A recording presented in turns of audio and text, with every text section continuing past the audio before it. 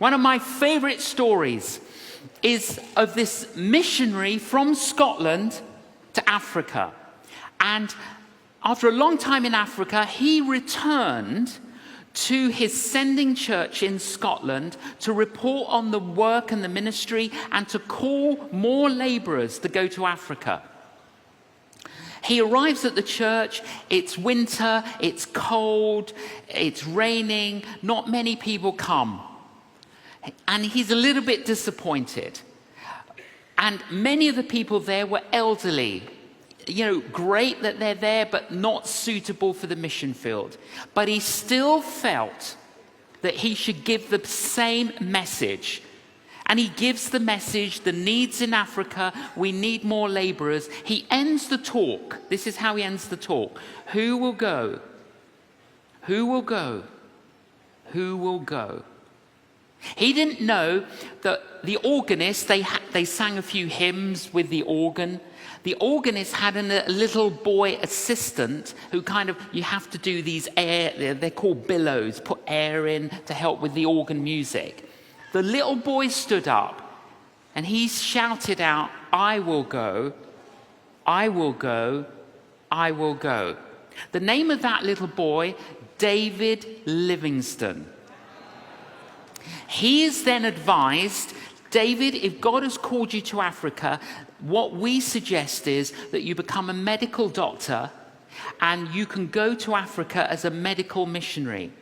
He grows up, he goes to medical school, he becomes a medical doctor. He then goes to Africa as a medical missionary. He labors and labors and labors.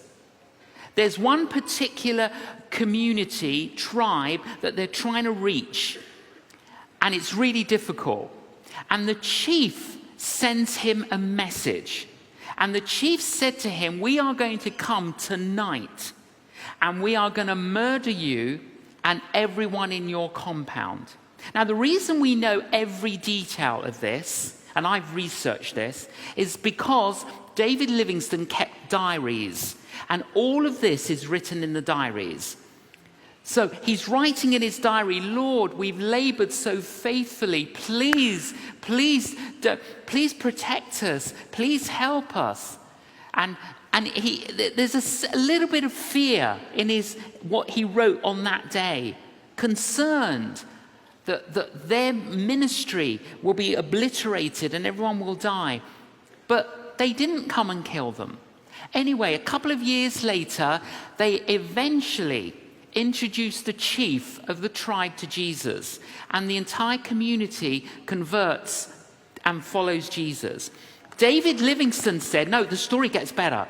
David Livingstone said to the chief, you sent me a message that you were going to come and kill me and kill everyone in the compound. He says, yes, we came.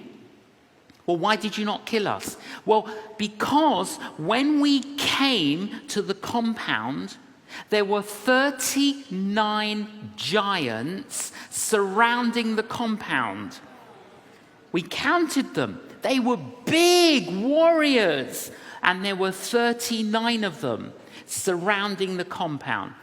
A couple of years later, David Livingstone returns to his sending church in Scotland, and he tells that story. At the end of the meeting, the secretary of the church comes up to David Livingstone and says, Dr. Livingstone, do you remember the date that the chief were going to come and kill you? He says, of course I know the date. He gives him the date. The secretary of the church opens the church diary and he shows him that date.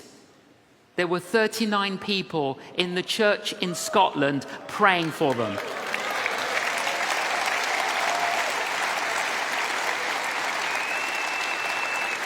"39 people praying in a church in Scotland, and there were 39 warriors surrounding the compound. Do not say that is a coincidence.